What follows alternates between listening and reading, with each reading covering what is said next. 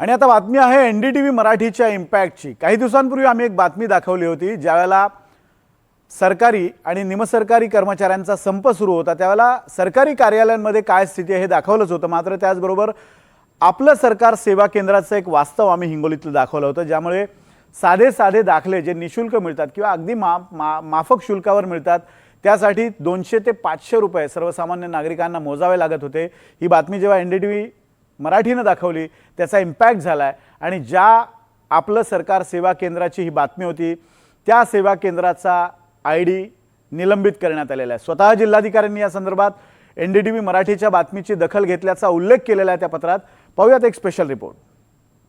Sir caste काढत होते किती दिवसात मिळत हिंगोलीत NDTV मराठीच्या बातमीचा दणका। नागरिकांची लूट करणाऱ्या सरकारी सेवा केंद्रातील लुटारूंना चाप। NDTV मराठीच्या बातमीची दखल घेत प्रशासनाची कारवाई। NDTV मराठीच्या या बातमीनंतर जिल्हा प्रशासन खडबडून जागं झालं।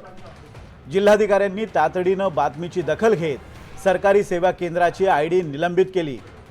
सोबतच जिल्ह्यातील इतर सेवा केंद्रांमध्ये दरपत्रक दर्शनी भागात लावण्याची सूचना दिली आहे। आपले सरकार सेवा केंद्र जे आपल्या माध्यमातून आपल्या हिंगोली जिल्ह्यामध्ये असा माहिती झाला होता की त्यांनी जे आहे ते नागरिकांकडून जे आहे ते जास्त पैसे घेतलेले होते। त्याच्यामध्ये जे आहे आम्ही त्वरित कारवाई करून त्यांचा निलंबन जे आहे ते आम्ही करून घेतलेलं आहे। त्या व्यतिरिक्त सर्व आपले सेवा केंद्र जे आहे त्यांना आम्ही हेच आवाहन करतो की अशाप्रमाणे कोणत्या पण आपण सर्व्हिसेस जे आहे त्याच्यामध्ये अधिकृत रेट्स जे आहे ते आपल्याला सर्वांना डिस्प्ले केले पाहिजे।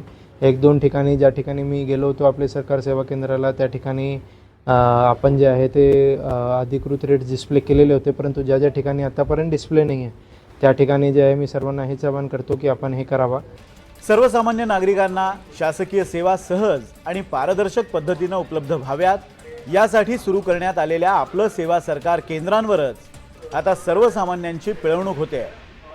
हिंगोलीमध्ये उत्पन्न आणि जात प्रमाणपत्रासाठी तब्बल 200 ते 300 रुपये उकळले जात आहेत। त्या संदर्भातला एक व्हिडिओ सजग नागरिकांना NDTV मराठीकडे पाठवून न्याय देण्याची मागणी केली होती। त्यानंतर NDTV मराठीनं या संपूर्ण प्रकरणाचा भांडाफोड केला। हिंगोलीतील सरकारी सेवा केंद्रात नागरिकांची लूट कशी केली जात होती ते NDTV मराठीनं दाखवलं। सर कास्ट काढत होते किती दिवसात मिळत दिवस नाही दाखल करून पावती देतो। नाही पावती नाही, ते RTI मध्ये ॲडमिशन झाले मुलीचं, ते अर्जंट कास्ट लागायचं। किती लागतात पैसे आणि कास्टला 300? कधी आता आहे आंदोलनामुळं का? हां महाराष्ट्रात वाढली सगळं नाही जाते 45 रुपये याच्यावर तर 45 रुपये सांगायला सर। 45 रुपये गॅस होत असतं। NDTV मराठीच्या या बातमीनंतर हिंगोलीतील सरकारी कार्यालयांमध्ये खळबळ उडाली आहे। सोबतच या कारवाईनंतर नागरिकांनी समाधानही व्यक्त केलं आहे। आपलं सरकार महासेवा केंद्र या महासेवा केंद्रवाल्याचा मनमानी कारभार चालू होता। 200 रुपये 300 रुपये प्रमाणपत्र काढायला घेत होते, पण NDTVनं बातमी प्रकाशित केल्यामुळं आज सर्वसामान्य माणसाला जे लूट होती ती लूट आता थांबलेली आहे आणि आता व्यवस्थितशीर मी कागदपत्र काढायला गेलो काल, आता व्यवस्थितशीर आणि नियमानुसारच आता ते पैसे घ्यायला सुरुवात केलेली आहे। त्यामुळं NDTVचे आम्ही आभार मानतो। सरकारी कार्यालयांमध्ये खेपा मारून चपला झिजवण्यापेक्षा सरकारी सेवा केंद्रांमधून झटपट काम व्हावं म्हणून ही संकल्पना राबवण्यात आली। मात्र इथेही नागरिकांच्या पदरी निराशाच पडली। पण आपलं काम अडकू नये, सतत खेपा माराव्या लागू नये म्हणून नागरिक इच्छा नसताना अधिकचे पैसे देतात। अखेर NDTVच्या बातमीनं या सरकारी लुटारूंना चांगलाच दणका दिलाय। हिंगोली जिल्ह्यात आपले सरकार सेवा केंद्र चालकांकडून सर्वसामान्य नागरिकांची आर्थिक पिळवणूक होत असल्याची बातमी NDTV मराठीने दाखवली होती।